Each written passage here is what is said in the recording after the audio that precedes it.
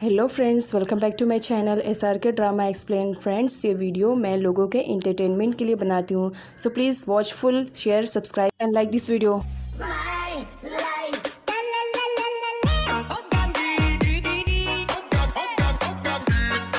Part की starting next morning से होती है। पार्ट उठता है तो देखता है रोज़ाना वहाँ पर नहीं है, लेकिन उसके रूम की हालत अब पहले से बेटर हो चुकी थी। सारी चीज़ें परफेक्ट जगह पर रखी हुई थी, रूम की सफाई भी हो चुकी थी, उसके लिए कॉफ़ी और टी भी वहाँ पर आ चुकी थी जो कि पार्ट पीता था। वो देखता है कि उसकी रूम की हालत इस तरह से हो गई है तो उसे खुश होने के बजाय उल्टा रोज़ाना पर गुस्सा करने लगता है। रोज़ाना ने उसके कपड़े भी निकाल दिए थे। वो अपने कपड़ों को लेकर जाता है और रोज़ाना के ऊपर फेंक देता है। मैंने तुम्हें मेरे रूम में आने के लिए परमिशन दिया है, ना कि मेरे रूम की चीज़ों को छूने के लिए। याद रखना, तुम मेरी सर्वेंट हो, मेरे रूम में आने के बाद हक जताने की कोशिश मत करना। जिस पर रोज़ाना कहने लगती है, तो ऐसे ही समझ लो, एज अ सर्वेंट मैंने तुम्हारे रूम की क्लीनिंग की है, बस इतना ही से तो काम किया, तो इसमें तुम्हें इतना ज़्यादा भड़कने की ज़रूरत ही क्या है। बात गुस्सा करने लगता है, मेरी मॉम की वजह से मैं तुम्हें बर्दाश्त कर रहा हूँ, वरना मैं तुम्हें अपने रूम में पाँव भी ना रखने दूँ। रोज़ाना को बहुत ही ज़्यादा बुरा लगता है कि उसने एक तो अच्छा काम किया, ऊपर से पात उस पर इतना भड़का हुआ है। वो भी बहुत ही ज़्यादा गुस्से में आ जाती है और वहाँ से जाने लगती है। पात रोज़ाना को वार्न करता है कि नेक्स्ट टाइम वो उसके कमरे की चीज़ों को बिल्कुल भी हाथ ना लगाए। आगे जब पात वॉशरूम में आता है तो वो देखता है कि उसके ब्रश पे टूथपेस्ट तो लगा कर रखा गया है। वो समझ जाता है कि ये रोज़ाना का काम है। अब उसे और भी ज़्यादा गुस्सा आने लगता है। वो अपने ब्रश को उठाता है और गुस्से में उस ब्रश को फेंकने वाला रहता है, लेकिन सडनली पात के साथ अचानक से क्या होता है, वो स्माइल करने लगता है क्योंकि अब रोज़ाना की हरकतें धीरे धीरे उसे भी अच्छी लगने लगती है। इधर रोज़ाना को याद आता है कि पात के ब्रश पर उसने ऑलरेडी टूथपेस्ट लगा दिया है, तो उसका दिल तो बैठा जा रहा था ये सोचते हुए कि पता नहीं वो साइको अब उस पर कितना ज़्यादा भड़कने वाला है। वो बहुत बुरी तरीके से डर चुकी थी और इधर पात स्माइल करके ब्रश कर रहा होता है और ब्रश करते हुए रात वाले सीन को याद कर रहा था जब रोज़ाना उसे ब्लैंकेट से कवर कर रही थी और उसे कह रही थी कि सोते हुए कितना ज़्यादा शांत लगता, काश उठने पर भी ये इतना ही शांत होता है। अगली सीन में दिखाया जाता है रोज़ाना को, वो ब्रेकफास्ट बना रही होती है पात के लिए। इतना सब कुछ होने के बाद भी रोज़ाना सच में दिल की बहुत ही अच्छी है। किचन में आंट प्रज्ञा की एंट्री होती है। अब जबकि उन्हें मालूम पड़ चुका था कि रोज़ाना कोई मामूली लड़की नहीं है, उन्हीं की बॉस की वाइफ है। देन वो अपने पास्ट में होने वाली गलतियों के लिए रोज़ाना से माफ़ी मांगती है। रोज़ाना माफ़ कर देती है ये कहते हुए, मैंने कभी आपकी बातों को बुरा माना ही नहीं।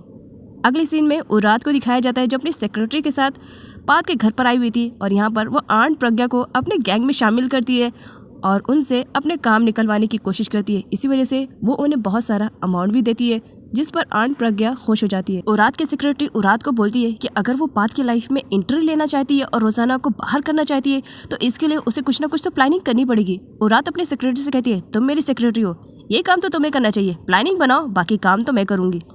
अगली सीन में दिखाया जाता है अब ब्रेकफास्ट के लिए जब पात आता है तो उसे मालूम पड़ता है कि उसका ब्रेकफास्ट किसी और ने नहीं, रोज़ाना ने बनाया है। लेकिन इस बार वो वैसा नहीं करता है जैसे फर्स्ट टाइम उसने किया था। रोज़ाना का बनाया हुआ फर्स्ट टाइम खाना उसने फेंक दिया था, बट यहाँ पर अब वो रोज़ाना को धीरे धीरे थोड़ा थोड़ा लाइक करने लगा था। इसी वजह से वो इस बार रोज़ाना का खाना फेंकता नहीं है और खाने के लिए बैठ जाता है। तब रोज़ाना फ्लावर्स को सेट करके वहाँ पर लाती है, टेबल पर रखती है एंड देन वो भी खाना स्टार्ट करती है।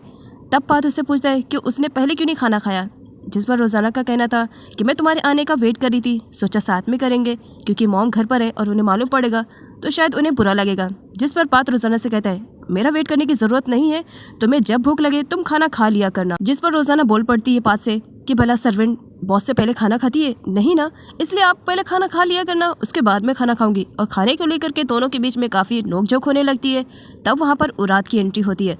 उरात आती है, रोज़ाना उसे भी खाना खाने के लिए कहती है, जिस पर उरात कहती है वो तो मैं खा लूँगी, लेकिन इस वक्त मुझे पास से बहुत इंपॉर्टेंट बात करनी है, तो इसके लिए तुम यहाँ से चली जाओ, यही तुम्हारे लिए बेटर रहेगा। रोज़ाना को बुरा लगता है क्योंकि अभी तक उसने पूरा खाना फिनिश नहीं किया था, लेकिन फिर भी वो उठ करके वहाँ से जाने लगती है। पात भी पूरी तरीके से ब्रेकफास्ट नहीं करते और वहाँ से उठकर जाने लगता है। उरात उसे रोकती है और कहती है, पात तुमने उस लड़की से शादी कर ली और इसके बारे में मुझे बताया ही नहीं, आखिर क्यों ऐसा। जिस पर पात कहता है उरात से कि वो उसके मैटर में इंटरफेयर ना करे, वो जस्ट एक कॉन्ट्रैक्ट मैरिज है और कुछ भी नहीं, वो उससे प्यार नहीं करता है। अब उरात को बहुत ही ज़्यादा डर लगने लगता है कि कहीं वो पात को खो ना दे। तब सेक्रेटरी उसे प्लानिंग के अकॉर्डिंग काम करने के लिए कहती है, जिस पर उरात रेडी हो जाती है और अपने प्लानिंग में प्रज्ञा आंट को भी इन्वॉल्व करती है। प्रज्ञा आंट भी उन दोनों को सपोर्ट करने के लिए रेडी हो जाती है। तब उरात उनसे पूछती है कि रोज़ाना इस वक्त कहाँ मिलेगी। प्रज्ञा आंट बता देती है कि इस वक्त फील्ड में मिलेगी। अगली सीन में उरात को दिखाया जाता है, वो जाती है रोज़ाना के पास, रोज़ाना फ्लावर्स को सेट कर रही होती है। पहले तो उरात बहुत ही नॉर्मली अंदाज में उससे बात करती है और बड़ी ही प्यार से कहती है कि वो पात की लाइफ से बाहर निकल जाए, जिस पर रोज़ाना उरात को समझा देती है कि इस वक्त वो चाह कर भी पात की लाइफ से दूर नहीं हो सकती है। उरात को बहुत ही ज़्यादा गुस्सा आता है। अपनी लाइफ में उसने कभी ना नहीं सुना था, क्योंकि उरात बहुत ही रिच फैमिली से बिलोंग करती है। उसने जिस चीज पर हाथ रखा उसके डैड ने उसके लिए ला कर दिया, और बात तो यहाँ पर उसके प्यार की थी, तो इसी वजह से वो पीछे हटने वालों में से नहीं रहती है। वो रोजाना पर गुस्सा करती है और बिल्लियों की तरह उस पर झपट पड़ती है। अगले सीन में दिखाया जाता है बंटी को। बंटी जाता है और पात को सब कुछ बता देता है कि बॉस, फील्ड में 2 जंगली बिल्लियां लड़ रही हैं। एक तो हमारी क्यूट वाली रोजाना है और दूसरी वो साइको उरात है, जल्दी चले। इधर उरात गुस्से में पागल हो जाती है और रोजाना के सेट किए हुए फ्लावर्स उसी के ऊपर फेंकने लगती है और उसे थप्पड़ मारने की कोशिश करती है, लेकिन रोजाना सडनली उसका हाथ पकड़ लेती है, जिससे उरात को और भी ज्यादा गुस्सा आता है। वो उसे थप्पड़ जस्ट मारने वाली रहती है, तब वहाँ पर एंट्री हो जाती है पात की। पात उसे रोक लेता है ये कहते हुए, मुझे लग रहा है आज तुम्हारी तबीयत ठीक नहीं है उरात, तुम्हें यहाँ से जाना चाहिए। उरात को बहुत ही ज्यादा गुस्सा लगता है कि पात इस वक्त उस लड़की को प्रोटेक्ट कर रहा है। वो गुस्से में रोजाना पर फ्लावर फेंकती है मारने के लिए, लेकिन गलती से पात को लग जाता है और पात के सर पे चोट लग जाती है, ब्लड भी निकलना स्टार्ट हो जाता है। उरात को अपनी गलती का रियलाइज होता है, वो पास से कहने लगती है, मेरा इंटेंशन तुम्हें हट करना नहीं था, मैं तो बस उस रोजाना को मारने जा रही थी, सॉरी तुम्हें लग गया, आई एम सॉरी। पात उसे कहता है, मेरा ख्याल है आज तुम्हारी तबीयत ठीक नहीं है उरात, तुम्हें घर जाकर के रेस्ट करना चाहिए। उरात तो गुस्से में थी, लेकिन इस वक्त वो और क्या करती। गुस्से में वो अपनी सेक्रेटरी को लेती है और वहाँ से चली जाती है। रोजाना से पात की चोट बर्दाश्त नहीं होती है। दिन वो उसकी केयरिंग करने के लिए मेडिसिन लेकर आती है और अप्लाई करने लगती है। पात मना करता है, मुझे तुम्हारी जरूरत नहीं है। रोजाना कहती, हाँ मालूम है, तुम जैसे साइको को कहाँ किसी की जरूरत पड़ेगी, अपना एटीट्यूड ही लेकर के तुम घूमते हो। खैर कोई बात नहीं, मैं एक सर्वेंट हूँ ना, तो एज अ सर्वेंट मैं अपने बॉस की केयरिंग कर रही हूँ, बस इतना तो कर सकती हूँ। पात रोजाना से कहता है, ठीक है, लेकिन मेडिसिन को अच्छे से अप्लाई करना, बिकॉज ये बहुत ज़्यादा जलती है। उस वक्त रोजाना को काफ़ी हंसी आती है, सच में तुम्हें इस मेडिसिन से डर लगता है? पात कहता है, मुझे इस मेडिसिन से डर नहीं लगता, बस ये थोड़ी जलती है, अच्छे से अप्लाई करना। जिस पर रोजाना कहती है, जब मुझे टॉर्चर करते हो क्या उस वक्त डर नहीं लगता है जितना तुम्हें इस मेडिसिन से लग रहा है? पात को गुस्सा आता है, रोजाना वहाँ से जाने लगती है उसकी केयरिंग करके, तो सडनली पात उसे अपने बाहों में घसीट लेता है। अब वो उसके साथ कुछ और करता, उससे पहले वहाँ पर वीर की एंट्री हो जाती है। वीर उन दोनों को इस तरह से देख करके उसे काफ़ी हर्ट तो होता है, लेकिन फिर भी वो कहता है, शायद मैं गलत टाइम पर आ गया। वीर जाने लगता है, रोजाना उसे रोकती है ये कहते हुए, मुझे तुमसे कुछ इंपॉर्टेंट बात करनी है, क्या 2 मिनट के लिए तुम मुझसे बात कर सकते हो? वीर हाँ बोलता है। अगली सीन में दिखाया जाता है रोजाना और वीर दोनों एक दूसरे से बात कर रहे थे। रोजाना वीर से सॉरी बोलती है कि प्लीज़ मुझे माफ़ कर देना, मेरा इंटेंशन कभी तुम्हें हर्ट करना नहीं था, मैंने तुमसे झूठ बोला कि मैं यहाँ पर सर्वेंट हूँ, लेकिन अब जबकि सच्चाई तुम्हारे सामने आ गई है तो तुम तो जान चुके हो कि मैं कौन हूँ। जिस पर वीर कहता है, अगर तुम मुझे पहले बता देती तो भी कोई फ़र्क नहीं पड़ता, और अभी बता रही हो तो भी कोई फ़र्क नहीं पड़ रहा है, हमारी फ्रेंडशिप तो वैसी रह जाएगी ना।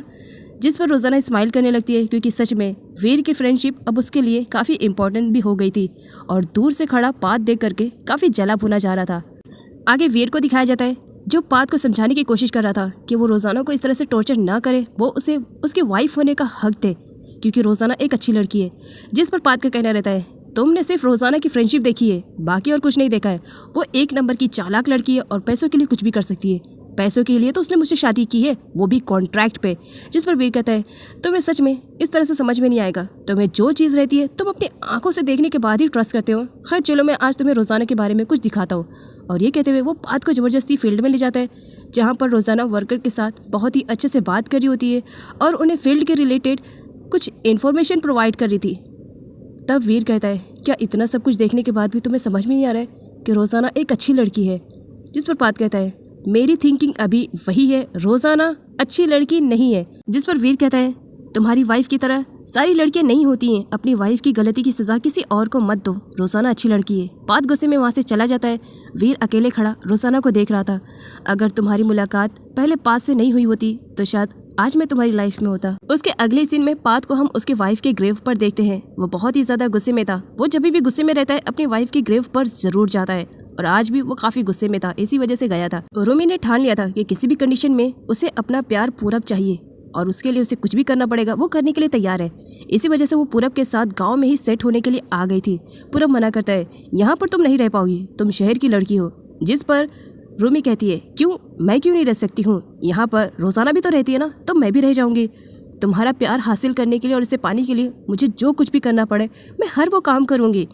और ये कहते हुए वो उसके साथ फ्लर्टिंग स्टार्ट कर देती है। इवन वो तो उसे किस करने का भी ट्राई करती है। पूरब दूर हट जाता है और रूमी से शार्प शब्दों में कह देता है, मैं तुमसे प्यार नहीं करता हूँ, मेरे दिल, दिमाग और मेरी बॉडी पर सिर्फ और सिर्फ रोजाना का हक है, इसके अलावा मैं किसी लड़की को परमिशन नहीं देता हूँ। रूमी को बहुत ही ज़्यादा बुरा लगता है। वो गुस्से में पूरब से कहती है, क्यों, क्या रोजाना मुझसे अच्छी है? वो मुझसे बिल्कुल भी अच्छी नहीं है। अगर वो अच्छी होती ना तो तुम्हारा प्यार ठुकरा करके पात से वो शादी नहीं करती। वो सिर्फ पैसों के लिए मर रही है और इसी वजह से तो उसने पात से शादी कर ली है। वो अपनी लाइफ में खुश है, तुम भी अपनी लाइफ में खुश रहना सीखो। लेकिन पूरब उसे कहता है, तुम्हें जो कहना है कहो, मैं तो बस इतना चाहता हूँ कि मैं रोज़ाना को पसंद करता हूँ और उसके बिना एक पल भी नहीं रह सकता हूँ। बात अगर पात और रोज़ाना की शादी की है तो उसके पीछे क्या है ये मैं पता लगा कर रहूँगा। रोमी पूरब को धमकी देती है कि अगर उसने उसके प्यार को एक्सेप्ट नहीं किया तो वो सुसाइड कर लेगी। पूरब रोमी को वहाँ से जाने के लिए कह देता है। रोमी गुस्से में कार को बहुत ज़्यादा स्पीड से चला रही होती है, जिसकी वजह से आगे चलकर उसकी कार का एक्सीडेंट हो जाता है, लेकिन कुछ खास चोट उसे नहीं लगती है। अगले ही सीन में रोमी को हॉस्पिटल में दिखाया जाता है। मॉम को जब मालूम पड़ता है तो वो रोमी से मिलने के लिए विलेज में आ जाती है। रोमी पूरब के प्यार में पागल हो चुकी थी, यहाँ तक कि वो सुसाइड करने की कोशिश भी करती है। रोमी की मॉम उसे हैंडल करती है और यहाँ तक कि वो रोमी को एक थप्पड़ में मार देती है, ये कहते हुए, क्या तुम रोज़ाना के सामने ये शो करना चाहती हो कि तुम उससे हार गई हो? बिल्कुल भी नहीं। अगर रोज़ाना की वजह से तुम अपनी लाइफ में खुश नहीं रह सकती हो तो तुम्हें भी उसकी सारी खुशियों को छीन लेना चाहिए। अब रोमी को ऐसा लगने लगता है कि मॉम उसकी सही कह रही है। सच में रोज़ाना की वजह से तो पूरब उसे एक्सेप्ट नहीं कर रहा है। देन वो फिर अपनी मॉम की बातों में आ जाती है और कहती है, ठीक है मॉम, अब से मैं वही करूँगी। रोज़ाना ने मेरा सब कुछ छीना है ना, मैं उसकी हर एक चीज़ छीन लूँगी, उसे कहीं का नहीं छोड़ूंगी। नाइट का सीन दिखाया जाता है। रोज़ाना सो रही होती है। वो अपने डैड के रिलेटेड बड़बड़ा रही थी कि डैड कुछ भी हो जाए मैं आपके लिए कुछ भी करने के लिए तैयार हूँ। तब बात उसे बड़बड़ाते हुए सुनता है। वो उसके क्लोज आता है तो वो सुनता है कि रोज़ाना अपने डैड के रिलेटेड बड़बड़ा रही है। वो वहीं पर रुक जाता है। वो रोज़ाना का हाथ पकड़ लेता है। रोज़ाना भी उसके हाथ को टाइटली पकड़ लेती है। अब बात उसे ब्लैंकेट उड़ा करके वहाँ से जाने वाला रहता है, लेकिन रोज़ाना ने उसके हाथ को टाइटली पकड़ लिया था। इसी वजह से पात को भी वहीं पर सोना पड़ता है। तो अगली मॉर्निंग में जब ये दोनों उठेंगे तो कौन सा हंगामा क्रिएट होगा ये देखने के लिए अगले पार्ट को ज़रूर देखें।